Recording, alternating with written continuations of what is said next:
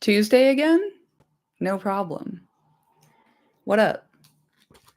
Are y'all ready to just get right into one of my favorite chapters in the whole thing? Because I am. And we better, because it's a long. It's a big old honkin' chapter today, fam. We're talking 33 pages, 34 pages. Let's see. Hey, Sting in chat, thank you for being here. Glad you're back. Thank you for joining me. Yeah, I don't have a lot of preamble for this one, and I'm probably going to stop a lot during this chapter because it's one of my very favorites. So, without further ado, let's get into The Two Towers, book 3, chapter 4, Treebeard. Meanwhile, the hobbits went with as much speed as the dark and tangled forest allowed, following the line of the running stream westward and up towards the slopes of the mountains, deeper and deeper into Fangorn. Slowly, their fear of the orcs died away, and their pace slackened. A queer, stifling feeling came over them, as if the air were too thin or too scanty for breathing. Sting in chat asks, what makes it your favorite? It's my two boys and a bunch of trees. Merry and Pippin are my two favorite characters. Treebeard is also in my top 5. And this chapter features all 3 of them. I also like this chapter a lot because at the start, we don't know what the fucking Ent is. And by the end of this one chapter, we have not only met the Ent, we've met several other Ents and seen what they're capable of. And I just love how none of it feels sudden or unexpected. It's all just part and parcel. Like Tolkien, to me, part of his genius is his pacing. And especially when he is introducing an entirely new race of beings. I don't know. I think it's very neatly done in this particular chapter. So that's why. Also, hey girl, thank you for being here. Seated. A long day of sitting. At last, Merry halted. We can't go on like this, he panted. I want some air. Let's have a drink at any rate, said Pippin. I'm parched. He clambered onto a great tree root that wound down into the stream, and stooping, drew up some water in his cupped hands. It was clear and cold, and he took many draughts. Merry followed him. The water refreshed them and seemed to cheer their hearts. For a while they sat together on the brink of the stream, dabbling their sore feet and legs, and peering round at the trees that stood silently about them, rank upon rank, until they faded away into gray twilight in every direction. I suppose you haven't lost us already, said Pippin, leaning back against a great tree trunk. We can at least follow the course of this stream, the Entwash or whatever you call it, and get out again the way we came. We could if our legs would do it, said Merry, and if we could breathe properly. Yes, it is all very dim and stuffy in here, said Pippin. It reminds me somehow of the old room in the great place of the Tooks away back in the Smiles at Tuckborough, a huge place where the furniture has never been moved or changed for generations. They say the old Took lived in it year after year, while he and the room got older and shabbier together, and it has never been changed since he died, a century ago. And old Gerontius, I don't know how to say the old Took's first name. Someone please send help. And old Gerontius was my great-great-grandfather. That puts it back a bit, but that is nothing to the old feeling of this wood. Look at all those weeping, trailing beards and whiskers of lichen, and most of the trees seem to be half covered with ragged, dry leaves that have never fallen. Untidy. I can't imagine what spring would look like here if it ever comes, still less a spring cleaning. But the sun, at any rate, must peep in sometimes, said Merry. It does not look or feel at all like Bilbo's description of Mirkwood. That was all dark and black, and the home of dark black things. This is just dim and frightfully tree-ish. You can't imagine animals living here at all, or staying for long. No, nor hobbits, said Pippin, and I don't like the thought of trying to get through it either. Nothing to eat for 100 miles, I should guess. How are our supplies? Low, said Merry. We ran off with nothing but a couple spare packets of lumbus and left everything else behind. They looked at what remained of the elven cakes, broken fragments for about 5 meager days, that was all. And not a wrap or a blanket, said Merry. We shall be cold tonight, whichever way we go. Well, we'd better decide on the way now, said Pippin. The morning must be getting on. Just then, they became aware of a yellow light that had appeared, some way further on into the wood. Shafts of sunlight seemed suddenly to have pierced the forest roof. "Hello," said Mary. "The sun must have run into a cloud while we've been under these trees, and now she's run out again, or else she has climbed high enough to look down through some opening. It isn't far. Let's go and investigate." Hmm. They found it was further than they thought. The ground was rising steeply still, and it was becoming increasingly stony. The light grew broader as they went on, and soon they saw that there was a rock wall before them, the side of a hill, or the abrupt end of some long route thrust out by the distant mountains. No trees grew on it, and the sun was falling full on its stony face. The twigs of the trees at its foot were stretched out stiff and still, as if reaching out to the warmth. Where all had looked so shabby and gray before, the wood now gleamed with rich browns, and with the smooth black grays of bark like polished leather. The boles of the trees glowed with a soft green like young grass. Early spring, or a fleeting vision of it, was about them. In the face of the stony wall, there was something like a stair. Natural, perhaps, and made by the weathering and splitting of the rock, for it was rough and uneven. High up, almost level with the tops of forest trees, there was a shelf under a cliff. Nothing grew there but a few grasses and weeds at its edge, and one old stump of a tree with only two bent branches left. It looked almost like the figure of some gnarled old man, standing there, blinking in the morning light. "Foreshadowing is a literary device." "Up we go," said Mary joyfully. "Now for a breath of air, and a sight of the land." They climbed and scrambled up the rock. If the stair had been made, it was for bigger feet and longer legs than theirs. They were too eager to be surprised at the remarkable way in which the cuts and sores of their captivity had healed and their vigor had returned. They came at length to the edge of the shelf, almost at the feet of the old stump. Then they sprang up and turned round with their backs to the hill, breathing deep and looking out eastward. They saw that they had only come some 3 or 4 miles into the forest. The heads of the trees marched down the slopes towards the plain. There, near the fringe of the forest, tall spires of curling black smoke went up, wavering and floating towards them. "The wind's changing," said Mary. "It's turned east again. It feels cool up here." "Yes," said Pippin. "I'm afraid this is only a passing gleam, and it will all go gray again. What a pity. The shaggy old forest looked so different in the sunlight. I almost felt I liked the place." "Almost felt you liked the forest? That's good. That's uncommonly kind of you," said a strange voice. "Turn round and let me have a look at your faces. I almost feel that I dislike you both, but do not let us be hasty. Turn around." A large, knob-knuckled hand was laid on each of their shoulders, and they were twisted round, gently but irresistibly. Then two great arms lifted them up. Okay, chat. Sting, I find your voice very relaxing. Thank you. I appreciate it.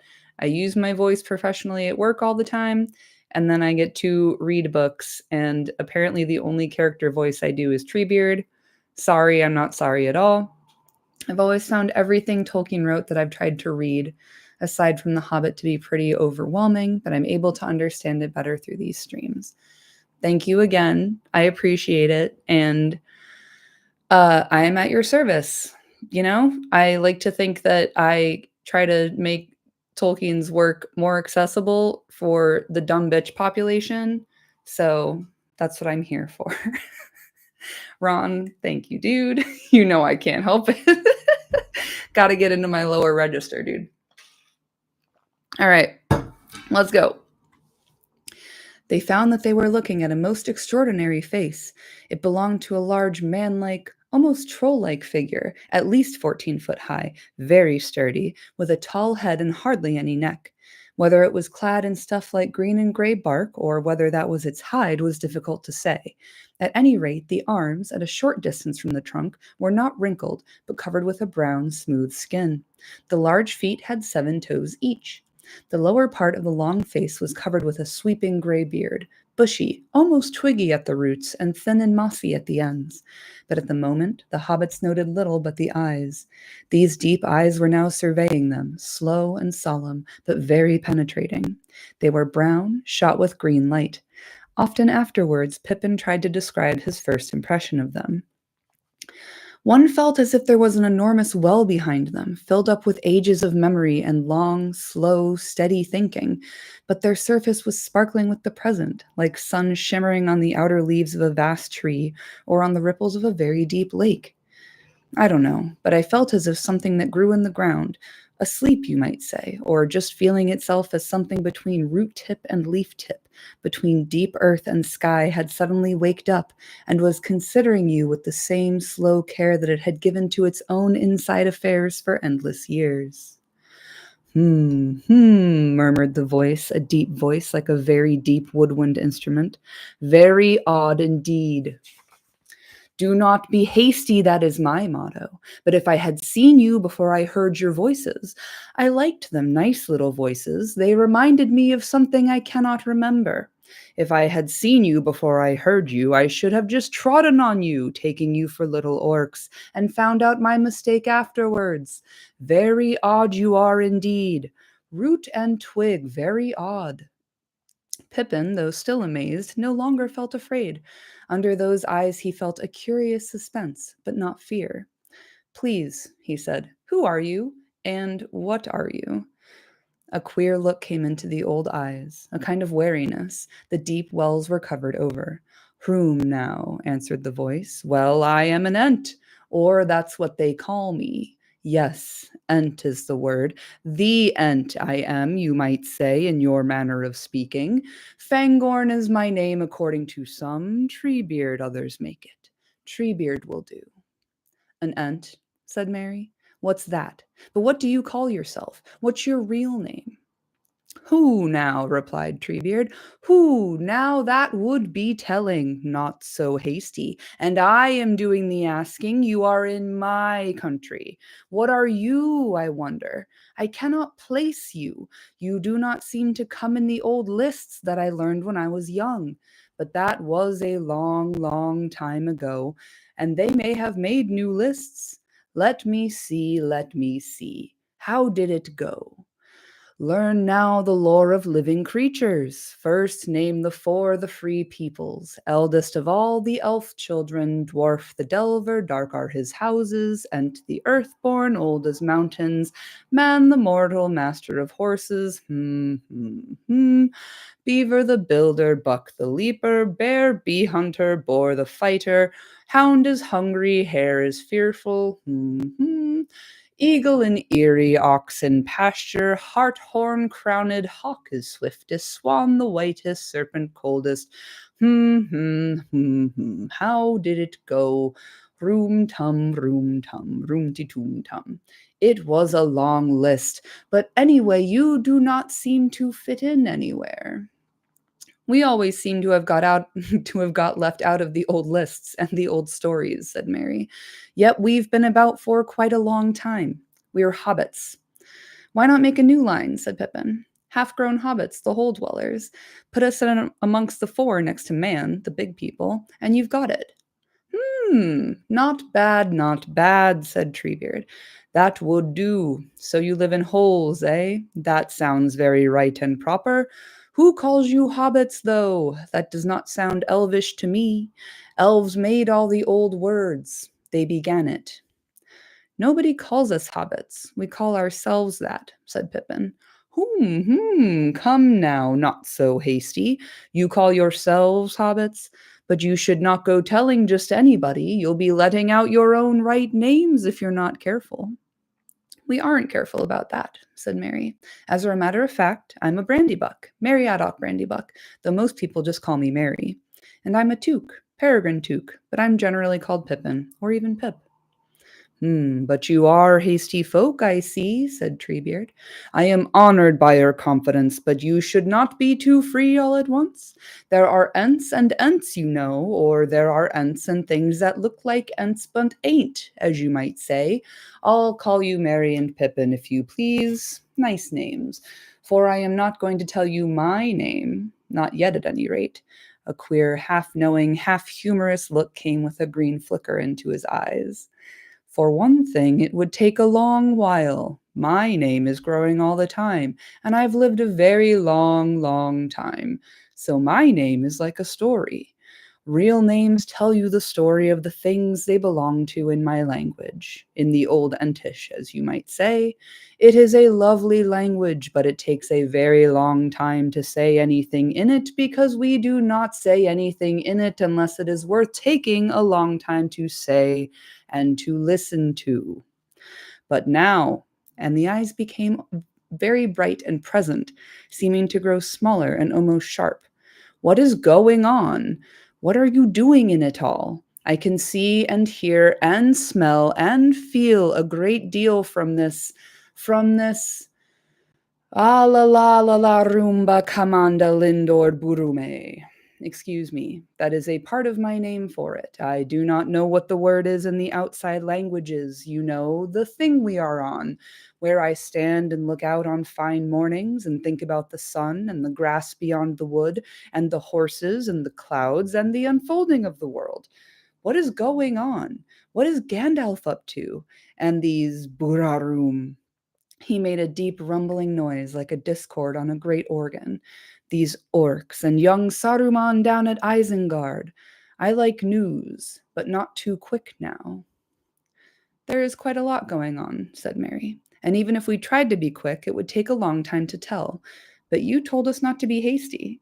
Ought we to tell you anything so soon? Would you think it rude if we asked what you are going to do with us and which side you're on? And did you know Gandalf? Yes, I do know him. The only wizard that really cares about trees, said Treebeard. Did you know him? Yes, said Pippin sadly. We did. He was a great friend, and he was our guide. Then I can answer your other questions, said Treebeard.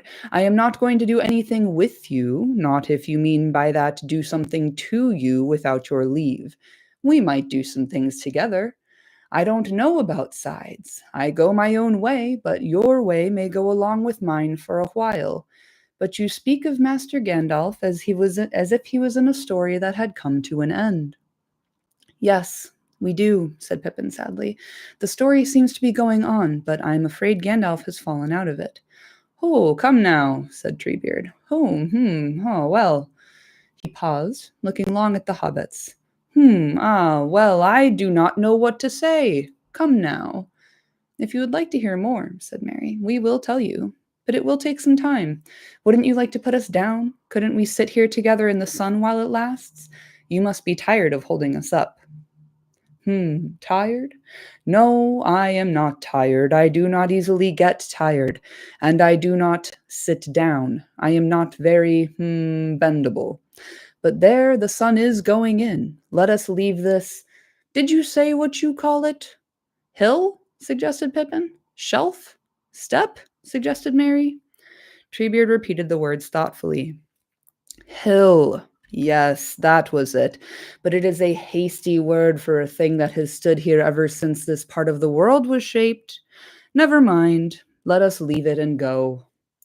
Where shall we go? Asked Mary.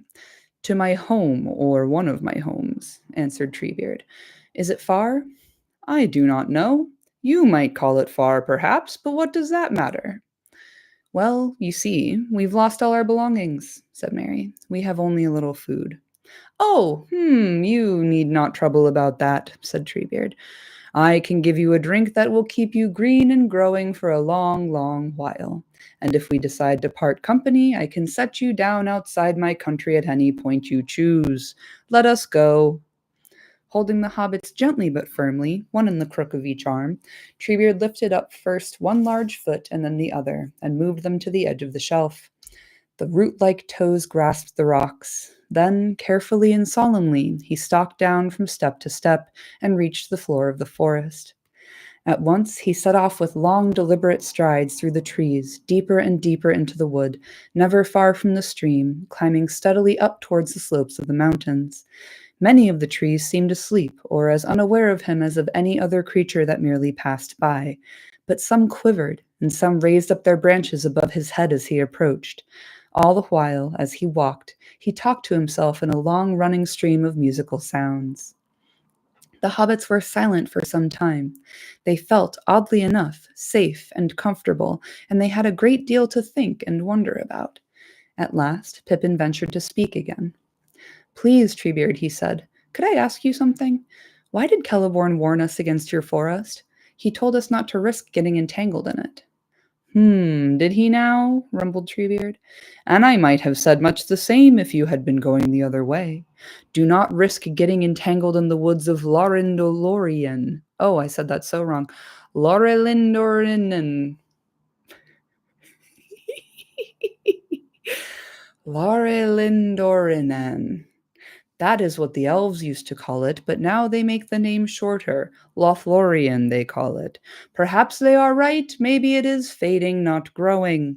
Land of the Valley of Singing Gold. That was it once upon a time. Now it is the Dream Flower. Ah, well, but it is a queer place and not for just anyone to venture in. I am surprised that you ever got out, but much more surprised that you ever got in. That has not happened to strangers for many a year. It is a queer land. And so is this. Folk have come to grief here. Aye, they have to grief. Laura Lindorinen, Linda Lorindor, Malin Orelian, Orna Malin. He hummed to himself. They are falling rather behind the world in there, I guess, he said. Neither this country nor anything else outside the Golden Wood is what it was when Celeborn was young. Still, Tarelilomee, Tumbalemorna, Tumbaletarie, Lomeanor. It says see Appendix F, y'all. We might have to see Appendix F later. That is what they used to say. Things have changed, but it is still true in places. What do you mean? Said Pippin. What is true? The trees and the Ents, said Treebeard. I do not understand all that goes on myself, so I cannot explain it to you. Some of us are still true Ents and lively enough in our fashion, but many are growing sleepy, going tree-ish, as you might say. Most of the trees are just trees, of course, but many are half awake. Some are quite wide awake, and a few are, well, getting Nope. Getting entish. That is going on all the time. When that happens to a tree, you find that some have bad hearts. Nothing to do with their wood. I do not mean that. Why, I knew some good old willows down the Entwash, gone long ago, alas. They were quite hollow. Indeed, they were falling all to pieces, but as quiet and sweet-spoken as a young leaf. And then there are some trees in the valleys under the mountains, sound as a bell and bad right through. That sort of thing seems to spread. There used to be some very dangerous parts in this country. There are still some very black patches. Like the old forest away to the north, do you mean? Asked Mary. Aye, something like, but much worse. I do not doubt there is some shadow of the great darkness lying there still away north, and bad memories are handed down. But there are hollow dales in this land where the darkness has never been lifted, and the trees are older than I am. Still, we do what we can. We keep off strangers and the foolhardy, and we train and we teach. We walk and we weed. We are tree herds, we old Ents. Few enough of us are left now. Sheep get like shepherd, and shepherds like sheep, it is said, but slowly, and neither have long in the world. It is quicker and closer with trees and Ents, and they walk down the ages together. For Ents are more like elves, less interested in themselves than men are, and better at getting inside other things. And yet again, Ents are more like men, more changeable than elves are, and quicker at taking the color of the outside, you might say. Or better than both, for they are steadier and keep their minds on things longer. Some of my kin look just like trees now and need something great to rouse them, and they speak only in whispers. But some of my trees are limb-lithe, and many can talk to me. Elves began it, of course, waking trees up and teaching them to speak and learning their tree talk. They always wished to talk to everything, the old elves did.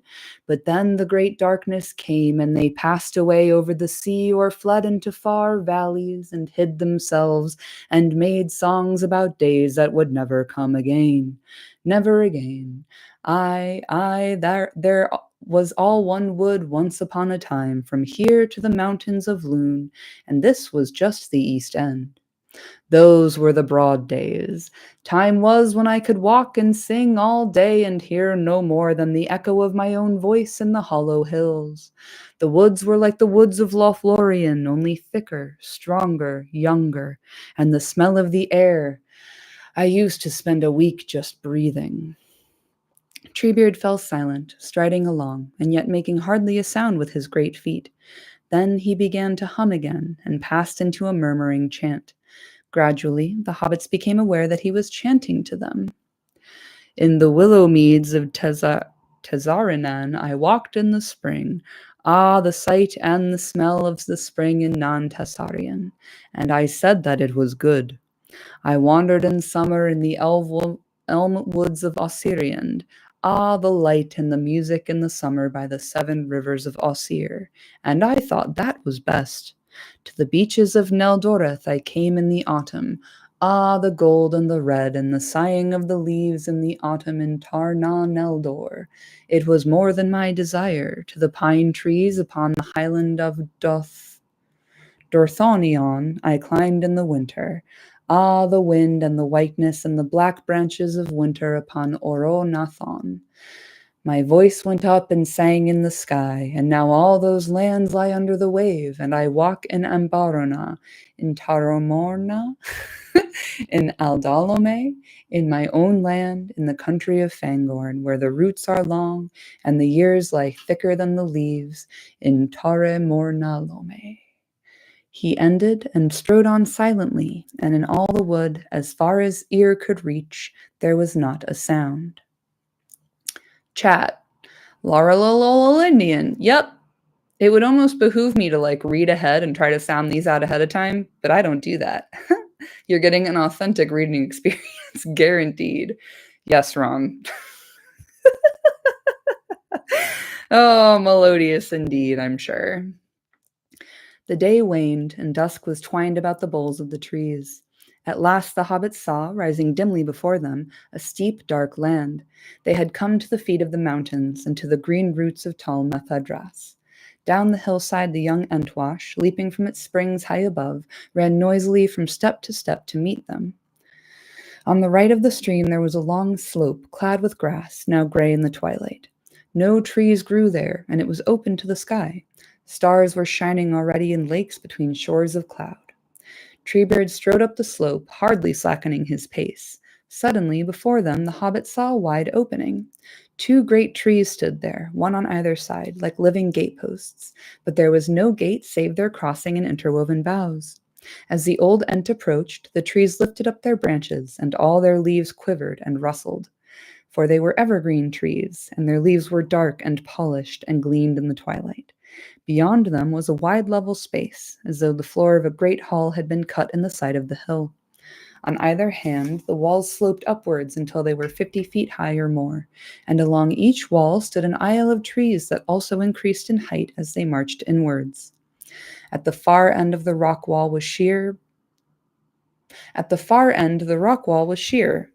but at the bottom it had been hollowed back into a shallow bay with an arched roof, the only roof of the hall save the branches of the trees, which at the inner end overshadowed all the ground, leaving only a broad open path in the middle. A little stream escaped from the springs above, and, leaving the main water, fell tinkling down the sheer face of the wall, pouring in silver drops like a fine curtain in front of the arched bay. The water was gathered again into a stone basin in the floor between the trees, and thence it spilled and flowed away beside the open path, out to rejoin the Entwash in its journey through the forest. Here we are, said Treebeard, breaking his long silence. I have brought you about 70,000 Ent strides, but what that comes to in the measurement of your land, I do not know. Anyhow, we are near the roots of the last mountain. Part of the name of this place might be Wellinghall if it were turned into your language. I like it. We will stay here tonight. He set them down on the grass between the aisles of the trees, and they followed him towards the great arch. The hobbits now noticed that as he walked, his knees hardly bent, but his legs opened in a great stride. He planted his big toes, and they were indeed very big and very broad, on the ground first, before any other part of his feet. Dainty, demure, mindful. For a moment, Treebeard stood under the rain of the falling spring and took a deep breath. Then he laughed and passed inside. A great stone table stood there, but no chairs. At the back of the bay it was already quite dark. Treebeard lifted two great vessels and stood them on the table. They seemed to be filled with water, but he held his hands over them, and immediately they began to glow, one with a golden and the other with a rich green light. And the blending of the two lights lit the bay, as if the sun of summer was shining through a roof of young leaves. Looking back, the hobbits saw that the trees in the court had also begun to glow, faintly at first, but steadily quickening until every leaf was edged with light, some green, some gold, some red as copper, while the tree trunks looked like pillars molded out of luminous stone. Well, well, now we can talk again, said Treebeard. You are thirsty, I expect. Perhaps you are also tired. Drink this. He went to the back of the bay, and then they saw that several tall stone jars stood there with heavy lids. He removed one of the lids and dipped in a great ladle, and with it filled 3 bowls, one very large bowl and 2 smaller ones. This is an Ent house, he said, and there are no seats, I fear, but you may sit on the table. Picking up the hobbits, he set them on the great stone slab 6 feet above the ground, and there they sat dangling their legs and drinking in sips. I've said it before, I'll say it again. Hobbits are canonically leg danglers, and it's the cutest fucking thing in the entire world. It's so cute. Like, put them on this giant table twice as tall as they are, and they're just like, doo doo doo doo doo doo doo. It's so cute. The drink was like water, indeed very like the taste of the draughts they had drunk from the Entwash near the borders of the forest, and yet there was some scent or savor in it which they could not describe. It was faint, but it reminded them of the smell of a distant wood borne from afar by a cool breeze at night. The effect of the draught began at the toes and rose steadily through every limb, bringing refreshment and vigor as it coursed upwards, right to the tips of the hair. Indeed, the hobbits felt that the hair on their heads was actually standing up, waving and curling and growing. As for Treebeard, he first laved his feet in the basin beyond the arch, and then he drained his bowl at one draught, one long, slow draught. The hobbits thought he would never stop. At last, he set the bowl down again. Ah, ha, he sighed. Now we can talk easier. You can sit on the floor and I will lie down. That will prevent this drink from rising to my head and sending me to sleep.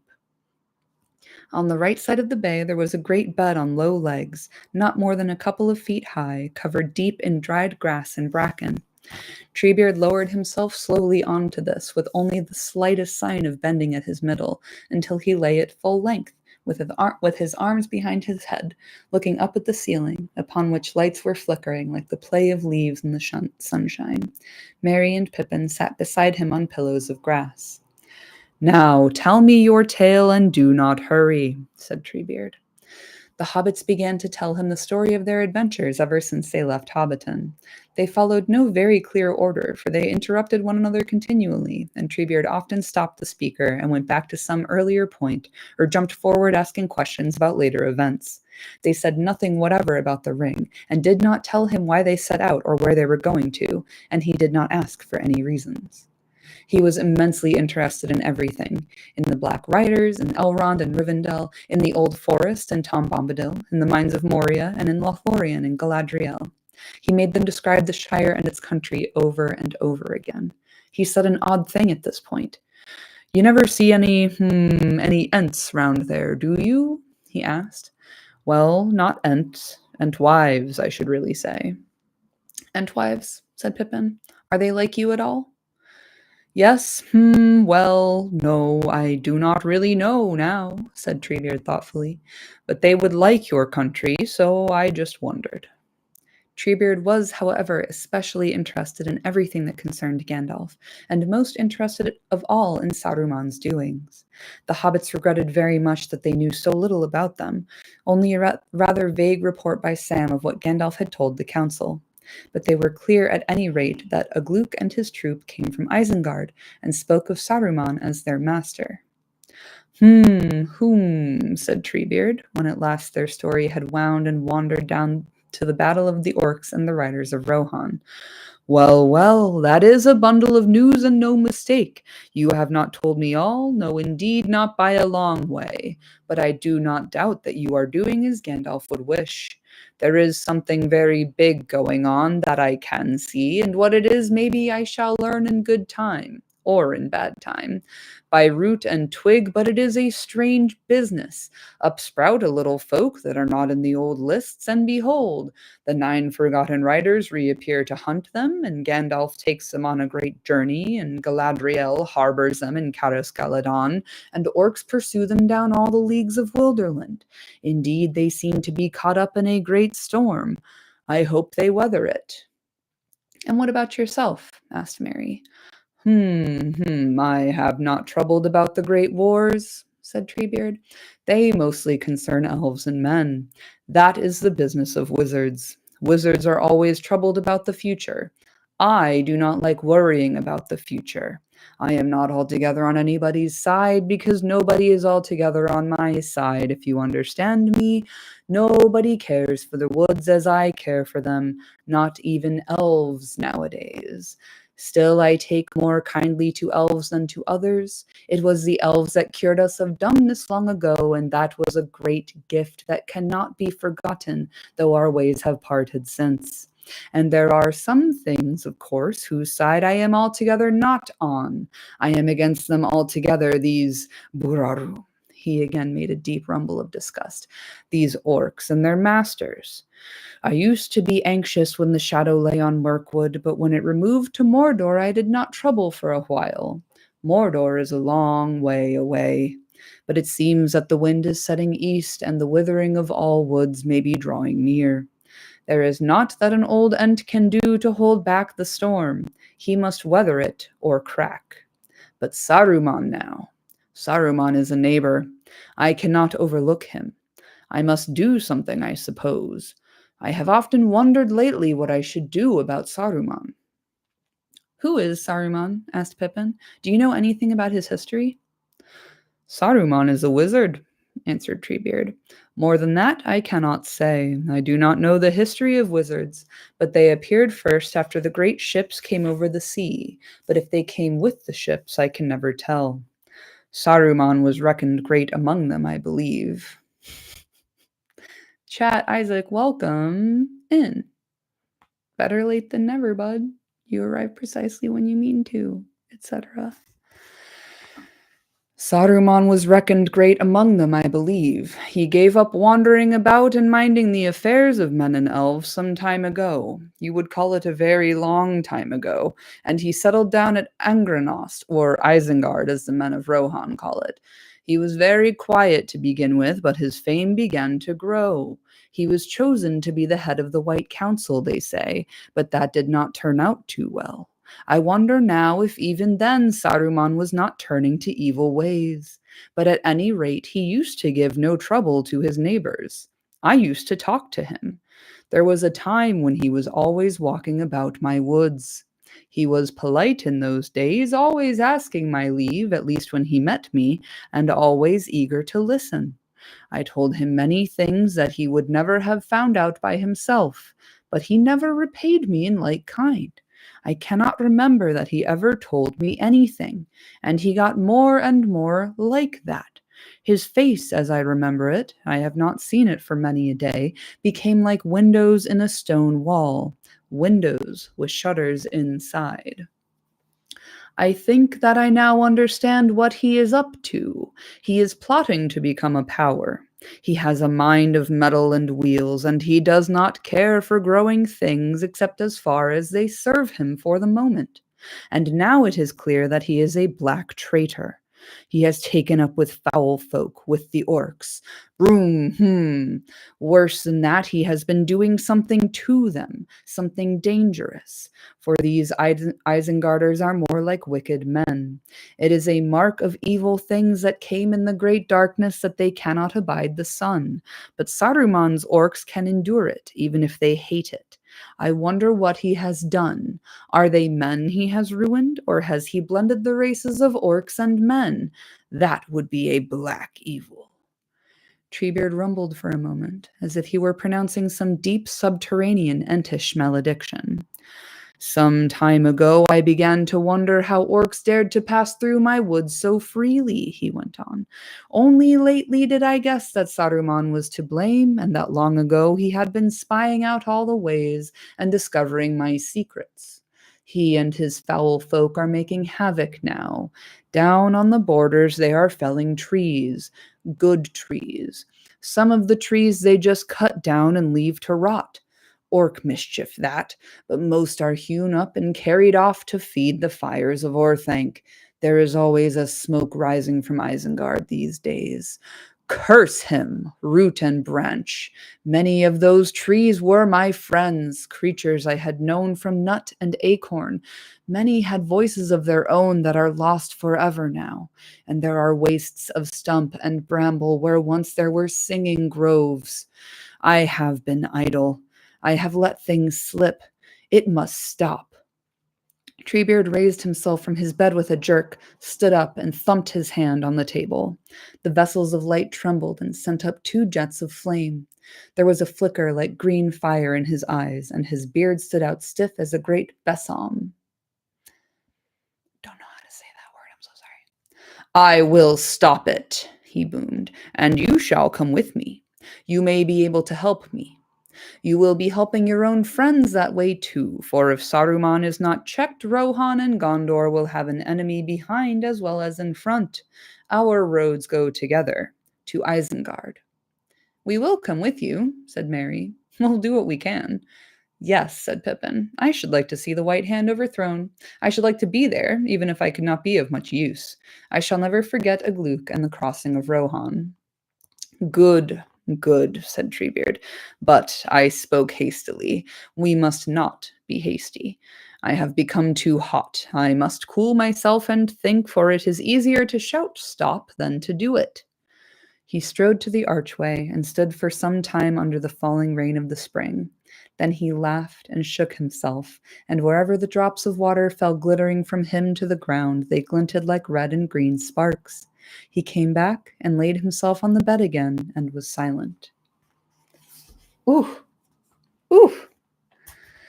After some time, the hobbits heard him murmuring again. He seemed to be counting on his fingers.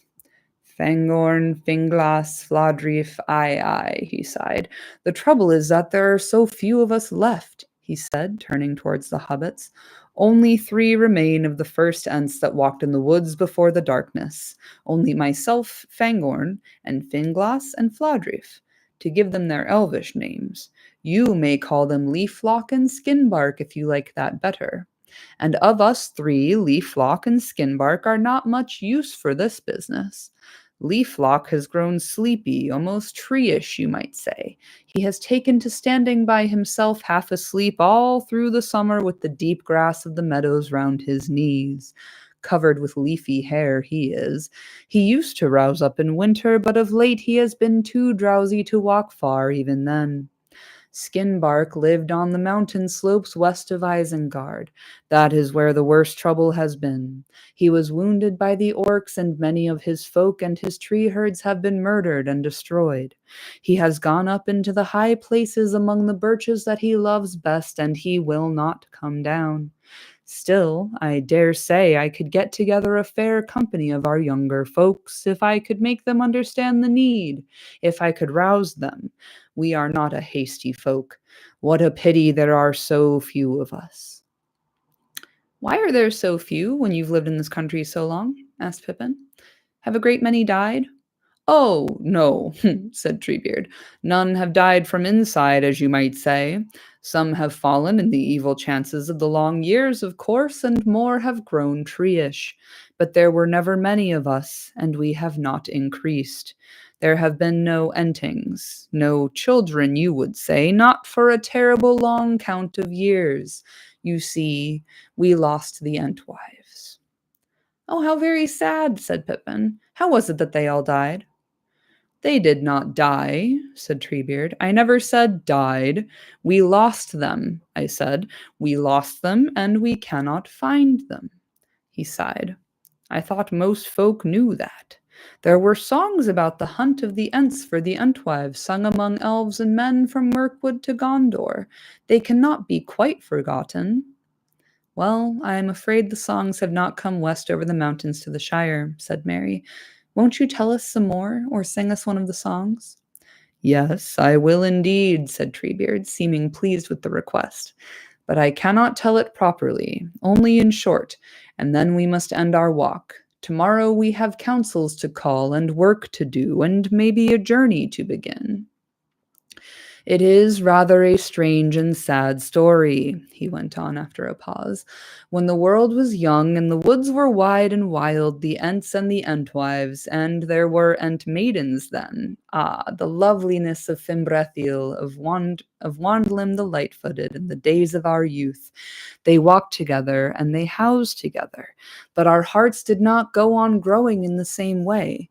The Ents gave their love to things they met in the world, and the Entwives gave their thought to other things, for the Ents loved the great trees and the wild woods and the slopes of the high hills, and they drank of the mountain streams and ate only such fruits as the trees let fall in their path, and they learned of the elves and spoke with the trees. But the Entwives gave their minds to the lesser trees, and to the meads and the sunshine beyond the feet of the forests, and they saw the sloe in the thicket, and the wild apple and the cherry blossoming in spring, and the green herbs and the waterlands in summer, and the seeding grasses in the autumn fields. They did not desire to speak with these things, but they wished them to hear and obey what was said to them. The Entwives ordered them to grow according to their wishes, and bear leaf and fruit to their liking, for the Entwives desired order and plenty and peace, by which they meant that things should remain where they had set them. So the Entwives made gardens to live in, but we Ents went on wandering, and we only came to the gardens now and again. Then, when the darkness came in the north, the Entwives crossed the great river, and made new gardens and tilled new fields, and we saw them more seldom. After the darkness was overthrown, the land of the Entwives blossomed richly, and their fields were full of corn. Many men learned the crafts of the Entwives and honored them greatly, but we were only a legend to them, a secret in the heart of the forest. Yet here we still are, while all the gardens of the Entwives are wasted. Men call them the Brown Lands now. I remember it was long ago, in the time of the war between Sauron and the Men of the Sea. Desire came over me to see Fimbrethiel again. Very fair she was still in my eyes when I had last seen her, though little like the Ent maiden of old. For the Entwives were bent and browned by their labor, their hair parched by the sun to the hue of ripe corn, and their cheeks like red apples. Yet their eyes were still the eyes of our own people. We crossed over Anduin and came to their land, but we found a desert. It was all burned and uprooted, for war had passed over it. But the Entwives were not there. Long we called and long we searched, and we asked all folk that we met which way the Entwives had gone. Some said they had never seen them, and some said that they had seen them walking away west, and some said east and others south. But nowhere that we went could we find them. Our sorrow was very great, yet the wild wood called, and we returned to it. For many years we used to go out every now and again and look for the Entwives, walking far and wide and calling them by their beautiful names. But as time passed, we went more seldom and wandered less far, and now the Entwives are only a memory for us, and our beards are long and gray. The elves made many songs concerning the search of the Ents, and some of the songs passed into the tongues of men, but we made no songs about it, being content to chant their beautiful names when we thought of the Entwives. We believe that we may meet again in a time to come, and perhaps we shall find somewhere a land where we can live together and both be content. But it is foreboded that that will only be when we have both lost all that we now have. And it may well be that the time is drawing near at last, for if Sauron of old destroyed the gardens, the enemy today seems likely to wither all the woods. There was an elvish song that spoke of this, or at least so I understand it. It used to be sung up and down the great river. It was never an Entish song, mark you. It would have been a very long song in Entish, but we know it by heart and hum it now and again. This is how it runs in your tongue. The Ent. It's like a play, all right? Ent, Entwife, Ent, Entwife. I'll call it out. The Ent says, when spring unfolds the beechen leaf and sap is in the bough, when light is on the wild wood stream and wind is on the brow, when stride is long and breath is deep and keen the mountain air, come back to me, and say my land is fair. The Entwife says, when spring is come to garth and field and corn is in the blade, when blossom like a shining snow is on the orchard laid, when shower and sun upon the earth with fragrance fill the air, I'll linger here and will not come, because my land is fair. The Ent says, when summer lies upon the world and in a noon of gold, beneath the roof of sleeping leaves the dreams of trees unfold. When woodland halls are green and cool and wind is in the west, come back to me, and say my land is best. The Entwife says, when summer warms the hanging fruit and burns the berry brown, when straw is gold and ear is white and harvest comes to town, when honey spills and apple swells though wind be in the west, I'll linger here beneath the sun, because my land is best. And the Ent, when winter comes, the winter wild that hill and wood shall slay, when trees shall fall and starless night devour the sunless day, when wind is in the deadly east, then in the bitter rain, I'll look for thee and call to thee, I'll come to thee again. And Entwife says, when winter comes and singing ends, when darkness falls at last, when broken is the barren bough and light and labor past, I'll look for thee and wait for thee until we meet again. Together we will take the road beneath the bitter rain.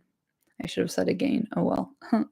And they both sing, together we will take the road that leads into the west, and far away we'll find a land where both our hearts may rest. Treebeard ended his song. That is how it goes, he said. It is elvish, of course, light-hearted, quick-worded, and soon over. I dare say it is fair enough. But the Ents could say more on their side if they had time. But now I am going to stand up and take a little sleep. Where will you stand? We usually lie down to sleep, said Mary. We shall be all right where we are. Lie down to sleep, said Treebeard. Why, of course you do. I was forgetting. Singing that song put me in mind of old times. Almost thought that I was talking to young Entings, I did. Well, you can lie on the bed. I am going to stand in the rain. Good night. Merry and Pippin climbed onto the bed and curled up in the soft grass and fern. It was fresh and sweet-scented and warm. The lights died down, and the glow of the trees faded, but outside under the arch they could see old Treebeard standing, motionless, with his arms raised above his head. The bright stars peered out of the sky and lit the falling water as it spilled onto his fingers and head, and dripped in hundreds of silver drops onto his feet. Listening to the tinkling of the drops, the hobbits fell asleep. All right, chat. I personally asked Tolkien, and he said the Entwives canonically formed a separatist lesbian commune. Yeah, makes perfect sense to me. I did make a video about this chapter where I read most of it, but I kind of skipped over the Entwives because I have a lot of thoughts and feelings about them, and I think they deserve their own little video. where, you know, we'll look at separatist lesbian commune theories and take a look at Tolkien's kind of thoughts and feelings about agricultural society as laid out in this chapter. Um, so yeah, I think I'll be coming up to that pretty soon because rereading this, I'm feeling the need to do so. They woke to find a cool sun shining into the great court and onto the floor of the bay. Shreds of high cloud were overhead, running on a stiff easterly wind. Treebeard was not to be seen, but while Merry and Pippin were bathing in the basin by the arch, they heard him humming and singing as he came up the path between the trees. "Hoo hoo! Good morning, Merry and Pippin," he boomed when he saw them.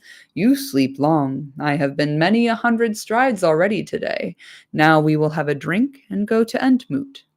He poured them out 2 full bowls from a stone jar, but from a different jar. The taste was not the same as it had been the night before. It was earthier and richer, more sustaining and food-like, so to speak. While the hobbits drank, sitting on the edge of the bed and nibbling small pieces of elf cake, more because they felt that eating was a necessary part of breakfast than because they felt hungry, Treebeard stood, humming in Entish or Elvish or some strange tongue and looking up at the sky.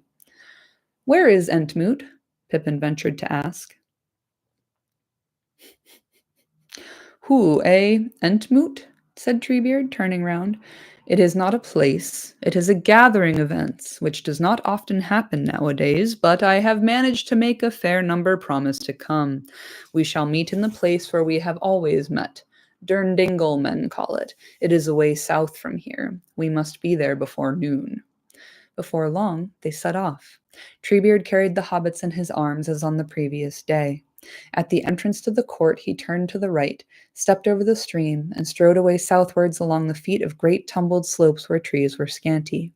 Above these, the hobbits saw thickets of birch and rowan, and beyond them dark climbing pine woods. Soon, Treebeard turned a little away from the hills and plunged into deep groves where the trees were larger, taller, and thicker than any that the hobbits had ever seen before. For a while, they felt faintly the sense of stifling which they had noticed when they first ventured into Fangorn, but it soon passed. Treebeard did not talk to them. He hummed to himself, deeply and thoughtfully, but Merry and Pippin caught no proper words. It sounded like boom, boom, rum, boom, boorar, boom, boom, darar, boom, boom, darar, boom, and so on, with a constant change of note and rhythm. Now and again they thought they heard an answer, a hum or a quiver of sound that seemed to come out of the earth, or from boughs above their heads, or perhaps from the boles of the trees, but Treebeard did not stop or turn his head to either side. Chat. Treebeard's Entwife, Fimbrethiel, caught him canoodling with an aspen tree at a Coldplay concert and decided to peace out. Oh my god. Topical? Are we being topical in here today, chat? My goodness. I mean, yeah, the Entwives thing is to me an ideological difference, but like, hey, maybe there was some impropriety happening. Who knows? I also love Treebeard like walking through the forest, kind of humming melodically and singing, and the other trees responding to him, but him not really paying them any mind. He's like, "Yes, I'm just checking on my little flocks as I go." I love it. They had been going for a long while. Pippin had tried to keep count of the Ent strides, but had failed, getting lost at about 3,000. When Treebeard began to slacken his pace, suddenly he stopped, put the hobbits down, and raised his curled hands to his mouth so they made a hollow tube. Then he blew or called through them. A great hoom-hom rang out like a deep-throated horn in the woods and seemed to echo from the trees. Far off, there came from several directions a similar hoom-hom-hoom that was not an echo, but an answer. Treebeard now perched Merry and Pippin on his shoulders and strode on again, every now and then sending out another horn call, and each time the answers came louder and nearer. In this way they came at last to what looked like an impenetrable wall of dark evergreen trees, trees of a kind that the hobbits had never seen before.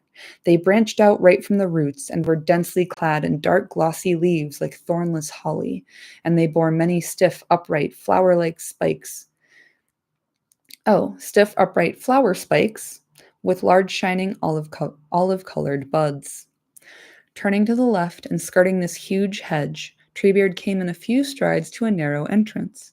Through it, a worn path passed and dived suddenly down to a long, steep slope. The hobbits saw that they were descending into a great dingle, almost as round as a bowl, very wide and deep, crowned at the rim with the high, dark evergreen hedge. It was smooth and grass-clad inside, and there were no trees except 3 very tall and beautiful silver birches that stood at the bottom of the bowl. 2 other paths led down into the dingle, from the west and from the east. Several Ents had already arrived. More were coming in down the other paths, and some were now following Treebeard. As they drew near, the hobbits gazed at them.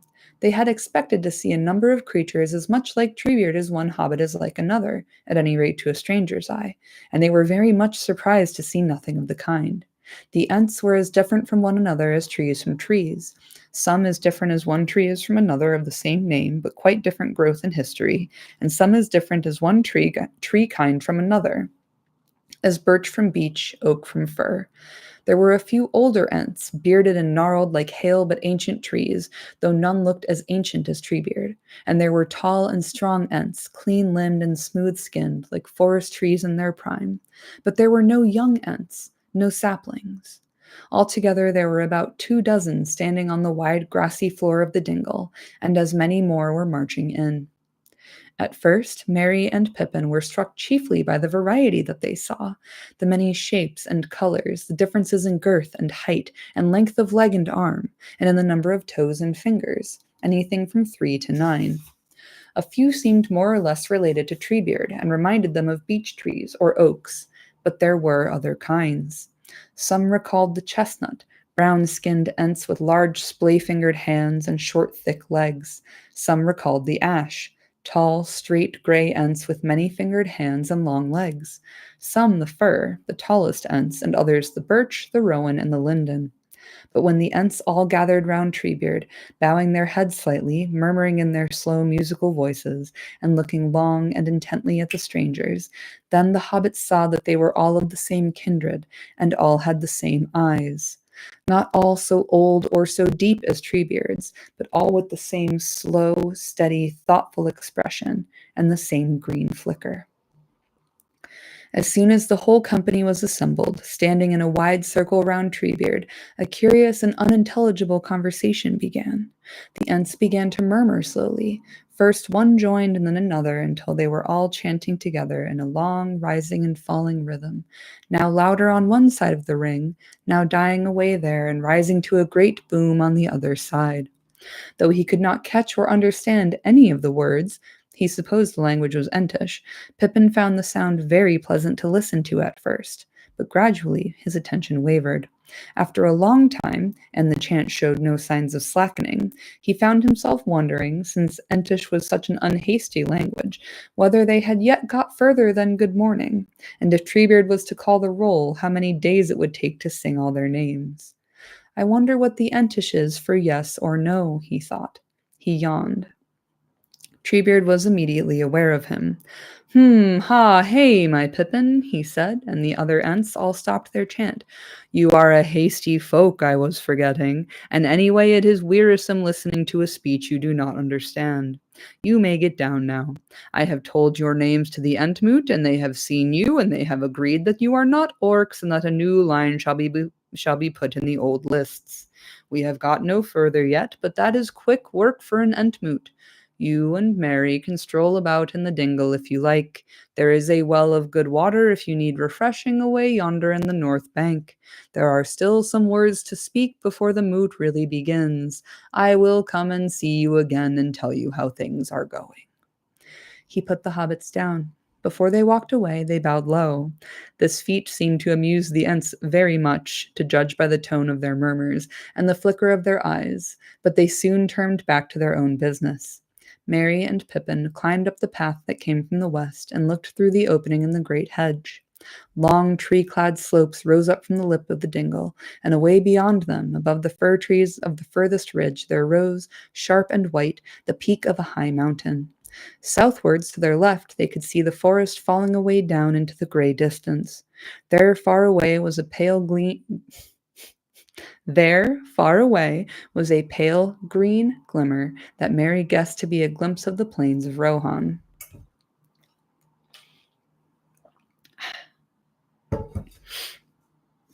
Chat, Treebeard confirmed into blondes. Yeah. Kind of loving Treebeard as a player in this one, to be honest. And also the way that the Entwives left due to just like a disagreement on land management, it seems like. I'm going to have to get into it. I wonder where Isengard is, said Pippin. I don't know quite where we are, said Mary, but that peak is probably Methadras, and as far as I can remember, the ring of Isengard lies in a fork or deep cleft at the end of the mountains. It is probably down behind this great ridge. There seems to be a smoke or a haze over there, left of the peak, don't you think? What's Isengard like? Said Pippin. I wonder what Ents can do about it anyway. So do I, said Mary. Isengard is sort of a ring of rocks or hills, I think, with a flat space inside and an island or pillar of rock in the middle called Orthanc. Saruman has a tower on it. There is a gate, perhaps more than one, in the encircling wall, and I believe there's a stream running through it. It comes out of the mountains and flows on across the gap of Rohan. It does not seem the sort of place for Ents to tackle. But I have an odd feeling about these Ents. Somehow I don't think they're quite as safe and, well, funny as they seem. They seem slow, queer, and patient, almost sad, and yet I believe they could be roused. And if that happened, I would rather not be on the other side. Yes, said Pippin, I know what you mean. There might be all the difference between an old cow sitting and thoughtfully chewing, and a bull charging, and the change might come suddenly.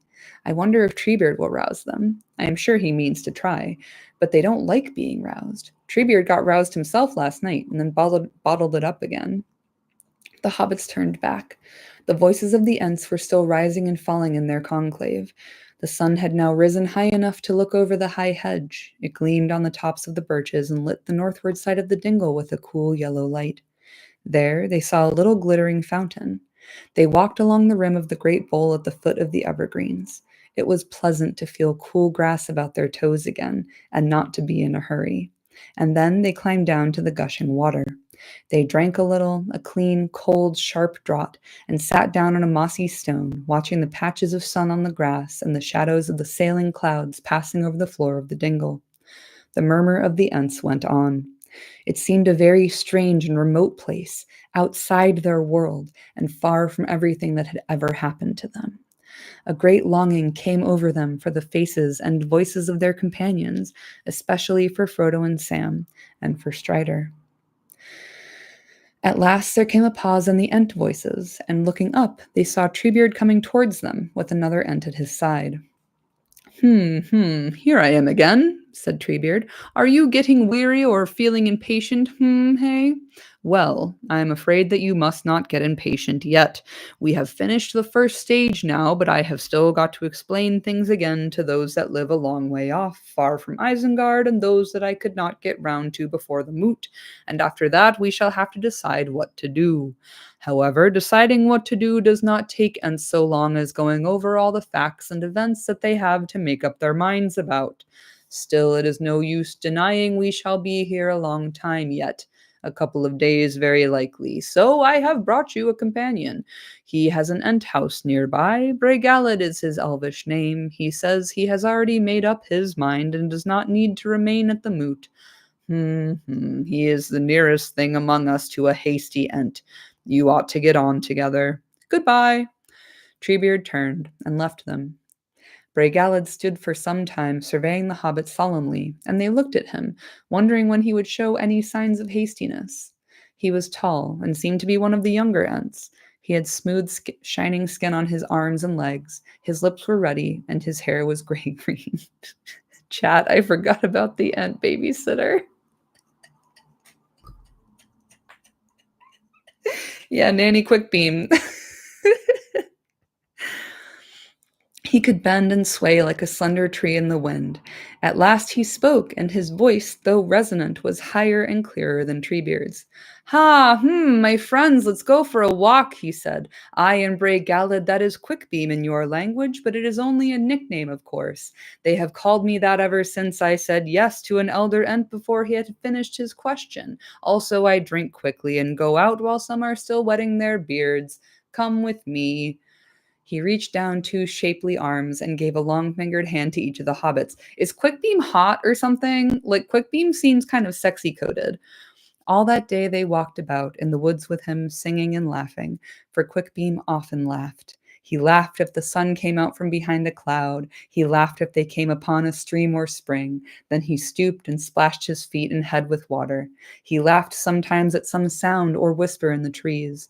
Whenever he saw a rowan tree, he halted a while with his arms stretched out and sang and swayed as he sang. What a fucking cool dude. I love Quickbeam.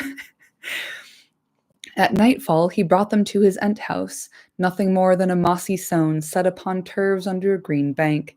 Rowan trees grew in a circle about it, and there was water, as in all Ent houses, a spring bubbling out from the bank.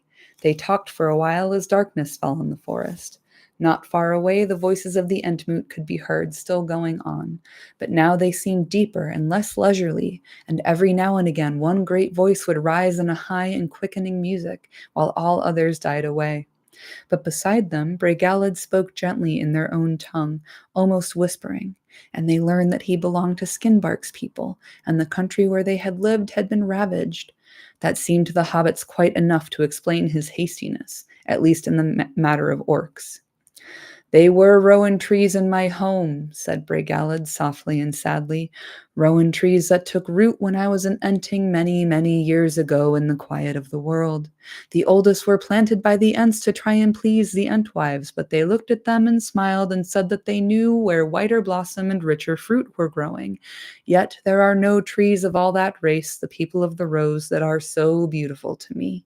And these trees grew and grew till the shadow of each was like a green hall, and their red berries in the autumn were a burden and a beauty and a wonder. Birds used to flock there. I like birds, even when they chatter and the rowan has enough and to spare. But the birds became unfriendly and greedy and tore at the trees and threw the fruit down and did not eat it. Then orcs came with axes and cut down my trees. I came and called them by their long names, but they did not quiver. They did not hear or answer. They lay dead.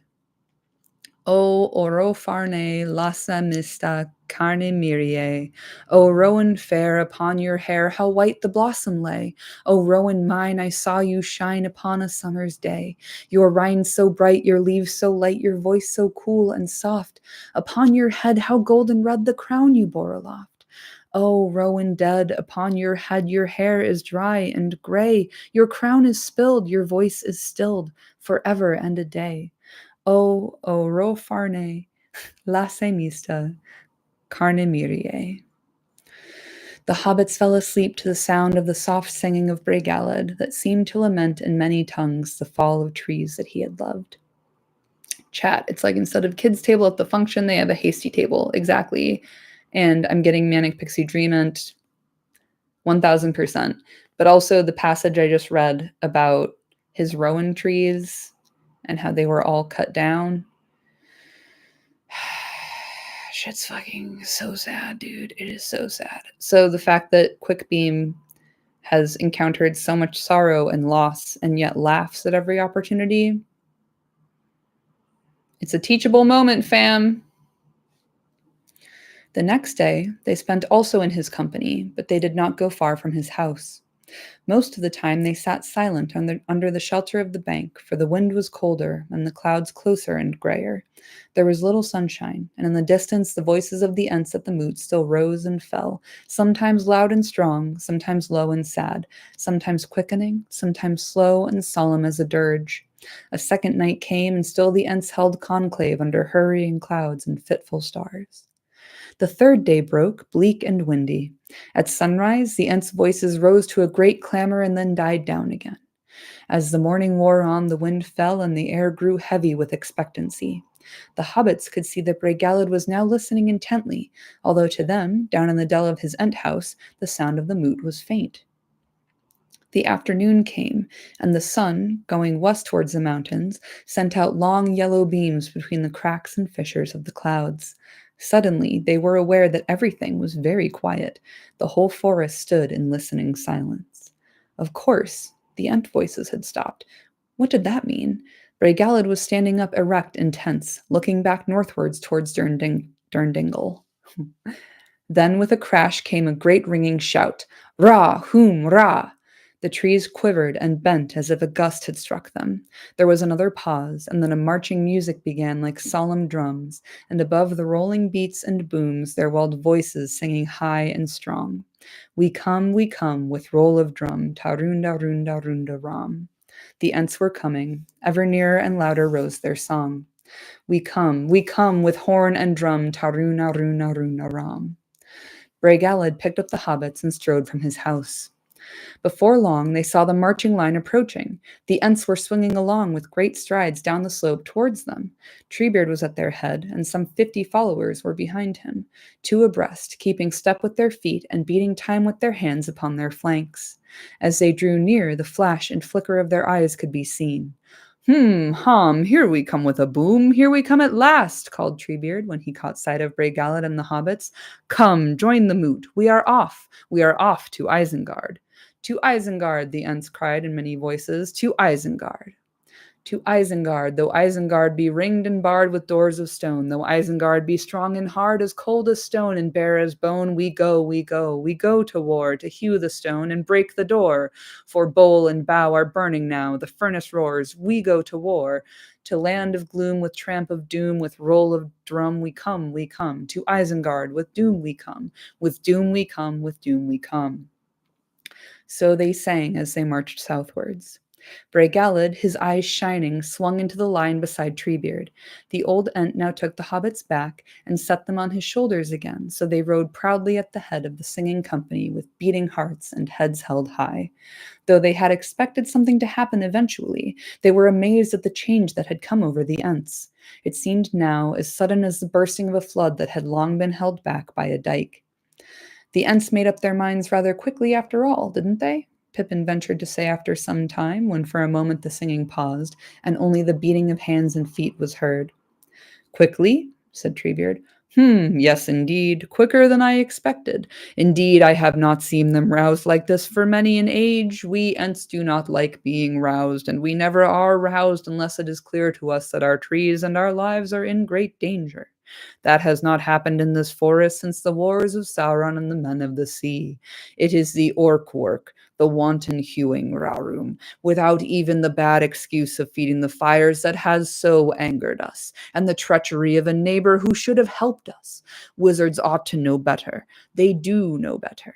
There is no curse in Elvish, Entish, or the tongues of men bad enough for such treachery. Down with Saruman. Will you really break the doors of Isengard? Asked Mary. Well, we could, you know. You do not know perhaps how strong we are. Maybe you have heard of trolls.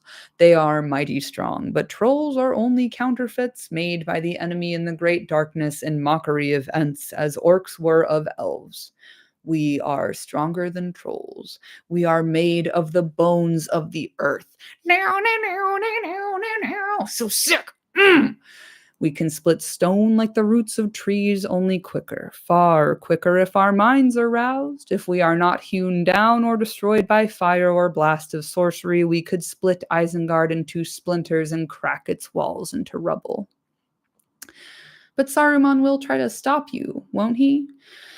Yes, that is so. I have not forgotten it. Indeed, I have thought long about it, but you see, many of the Ents are younger than I am by many lives of trees. They are all roused now, and their mind is all on one thing, breaking Isengard.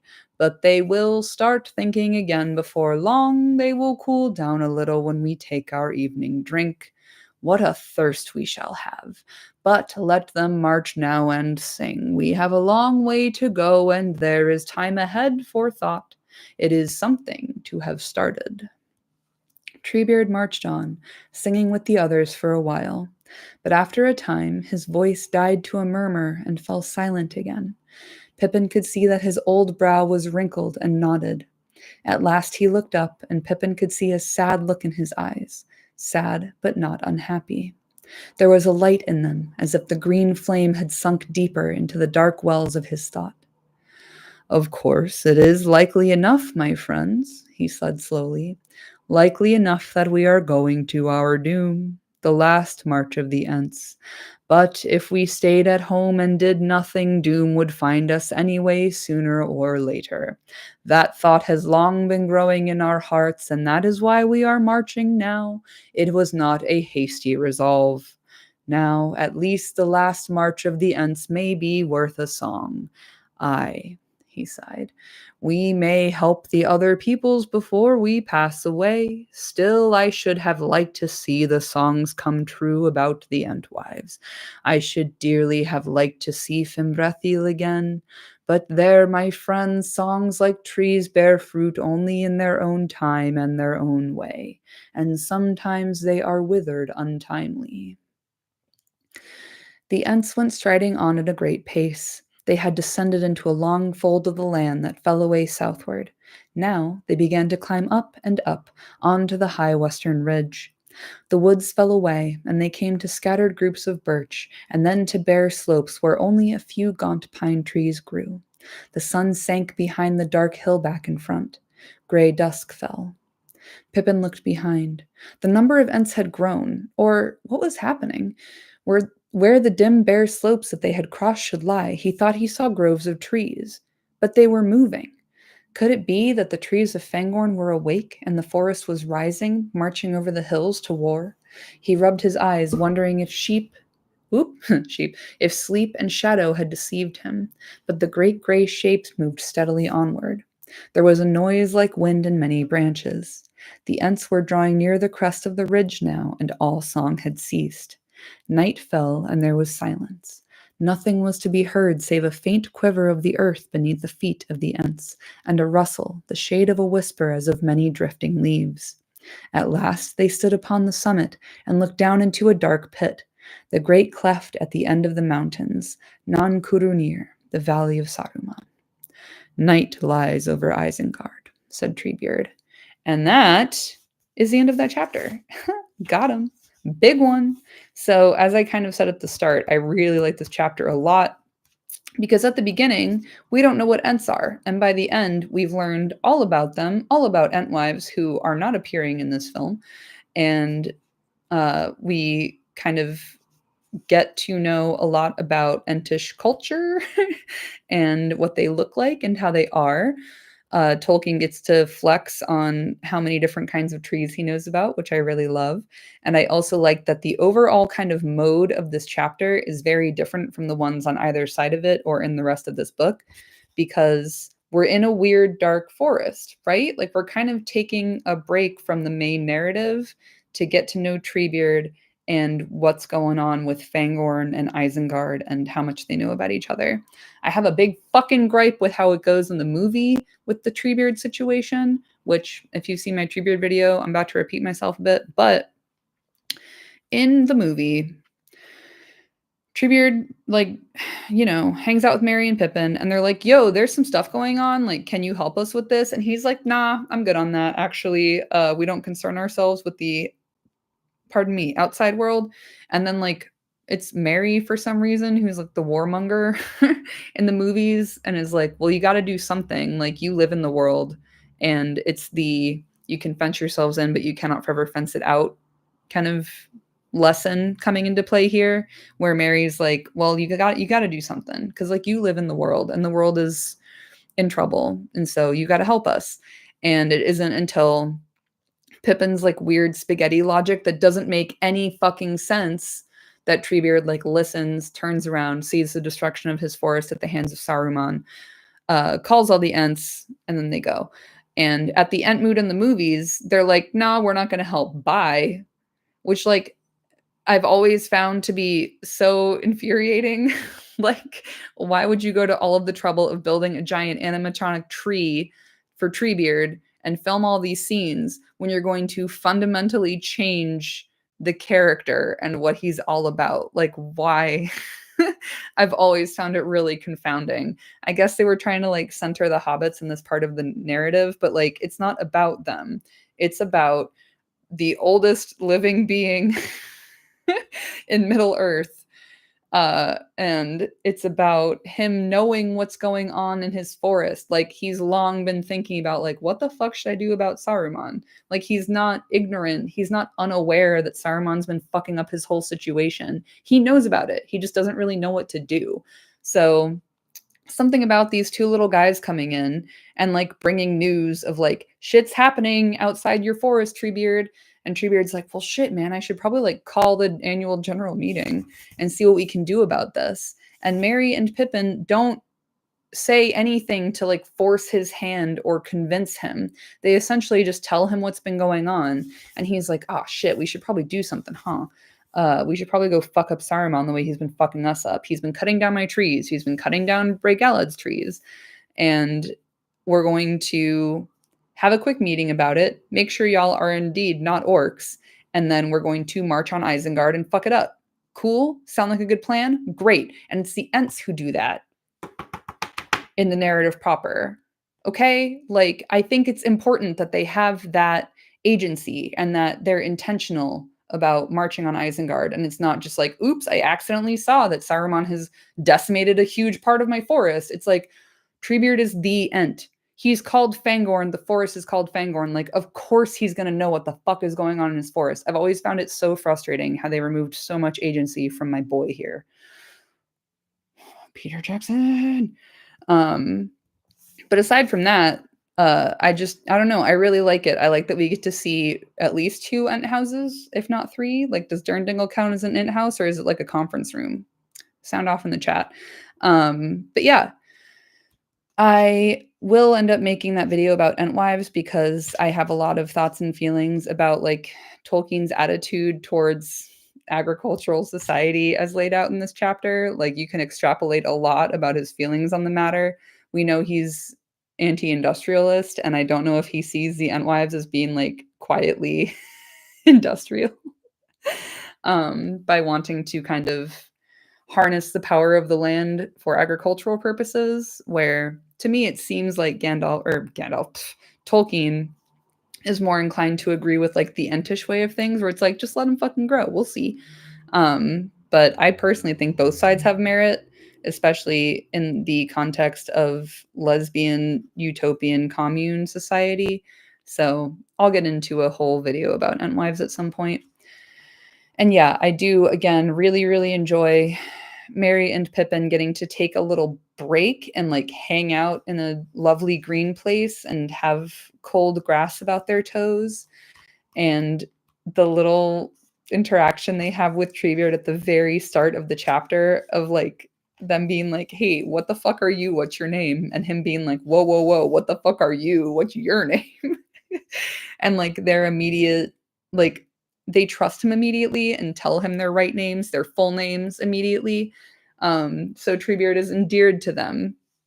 And he likes their voices, he likes their names, and he's very focused on the naming of things. Like they have to come up with a line to put in the old list, which I love that Pippin just off the dome is like, half-grown hobbits, the Hole Dwellers, dog. Like the branding on point. So yeah, I like that he gets to know their full names immediately. And because names are important to Treebeard, I think the hobbits pick up on that and they're immediately like, here's us, though. Yeah, bars, exactly. And I also like, there's this one little bit, Treebeard's like, I'm not going to tell you my name, not yet at any rate. And a queer, half-knowing, half-humorous look comes with a green flicker into his eyes. Like, he sees them. He's like playing with them. He's like yes-anding them. I love it. Like, I really, really like that these creatures, one tall, one small, like tall friend, small friend, they find common ground immediately. It's so cute and good because they're all very close to nature. Like Treebeard is essentially like a personification of the spirit of the forest. Again, his name is Fangorn. I really don't know how much more obvious he could have made it. And then hobbits are like very close to nature. It's like part of their whole deal. So I like that they have this kind of common thread that ties them together and makes it easy for them to relate to one another, to the point that Treebeard he thinks that Merry and Pippin are little Entings. He's like, he gets so caught up in his story about Entwives and he's like, oh man, I almost forgot. It's so cute. I love it so much.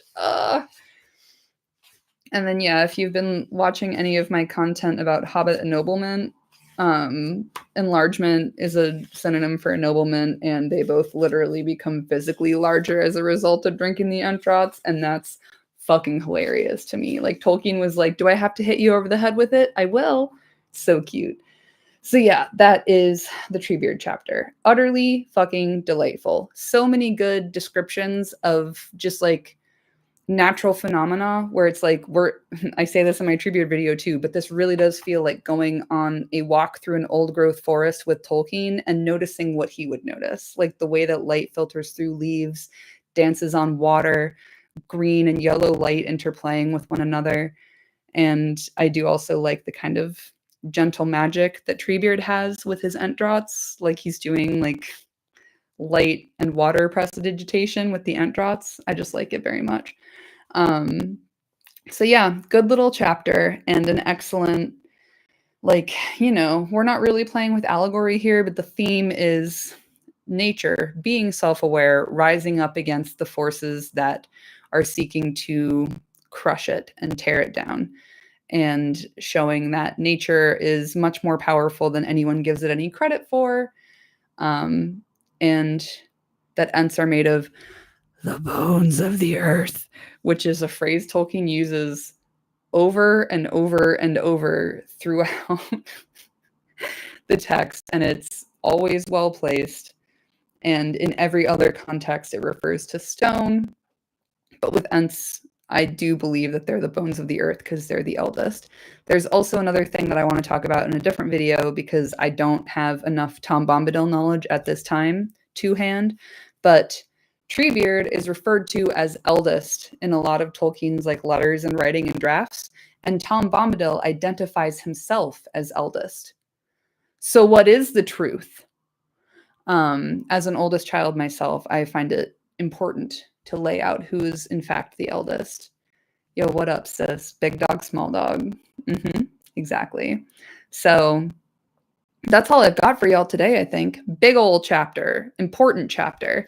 Next week, we get the White Rider. It just keeps getting better. Honestly, this book is fucking hot fire. Like, it's bop after bop after bop with this one.